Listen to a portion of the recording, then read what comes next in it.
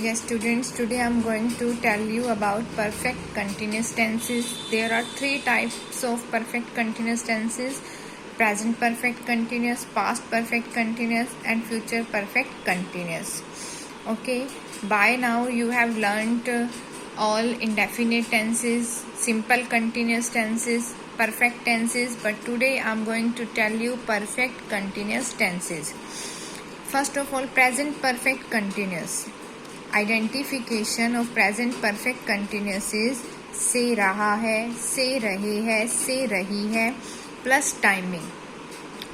Simple present continuous tense में हम क्या यूज करते हैं? ओनली रहा है, रहे है, रही है. लाइक वह नहा रहा है, सिंपल है, रहा है आया है, that's why it is present continuous tense. But if I say वह 2 घंटों से नहा रहा है, तो इसमें क्या है? 2 घंटों से, टाइमिंग भी है और क्या है लास्ट में? रहा है. That's why it is present perfect continuous. Similarly past perfect continuous में क्या डिफरेंस है? ओनली रहा, से रहा था, से रहे थे, से रही थी plus timing. Future perfect continuous में क्या होगा? से रहा होगा, से रहे होंगे, से रही होगी प्लस टाइमिंग. प्रेजेंट है तो क्या यूज किया? है.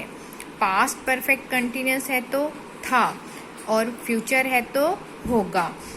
Only it is the difference between all these tenses. Present perfect continuous में क्या है? से रहा है, से रहे है, से रही है प्लस टाइमिंग.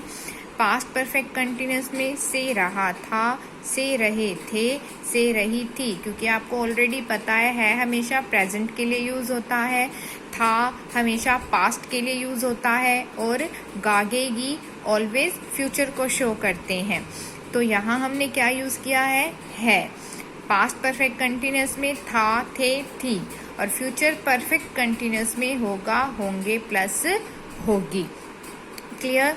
और इन तीनों परफेक्ट कंटिन्यूस टेंसेज में से रहा है, से रहे है, से रही है, से रहा था, से रहे थे, से रही थी, से रहा होगा, से रहे होंगे, से रही होगी के साथ हमेशा आपको क्या मिलेगी? Timing. Now first of all formation. Clear? Subject, this is formation of present perfect continuous. Subject has, have been, has been, have been. V1 ING continuous है तो V1 ING का ही यूज होता है, चाहे वो सिंपल कंटिन्यूस हो या फिर परफेक्ट कंटिन्यूस. कंटिन्यूस के लिए हमेशा V1 ING का ही यूज होता है. Plus object, then since for. जो भी टाइमिंग दी होगी, टाइमिंग से पहले हम सिंस फॉर का यूज करेंगे. I will teach you further how to use since of for with timing. Clear? Next negative है तो subject, then has, have, not. Not का यूज करोगे आप हैज, हैव के just after and before been. Then V1 ING object, since for, time. Interrogative है तो has, have before subject, only has, have before subject and been after subject. Next interrogative plus negative है तो has, have before subject, then not, then been. V1 ING object, since for plus timing. Past perfect continuous में क्या change होता है? Otherwise rest of the rules same है. Only has been, have been के place पर आप had been का use करोगे. Otherwise you can see subject के प्लेस पर सब्जेक्ट है, V1 ING के प्लेस पर V1 ING है, ऑब्जेक्ट के प्लेस पर ऑब्जेक्ट, सिंस फॉर के प्लेस पर सिंस फॉर, और टाइम के प्लेस पर टाइम है. सिर्फ डिफरेंस कितना है कि हैज, हैव के प्लेस पर हैड हो जाएगा. Otherwise rest of the all rules are same.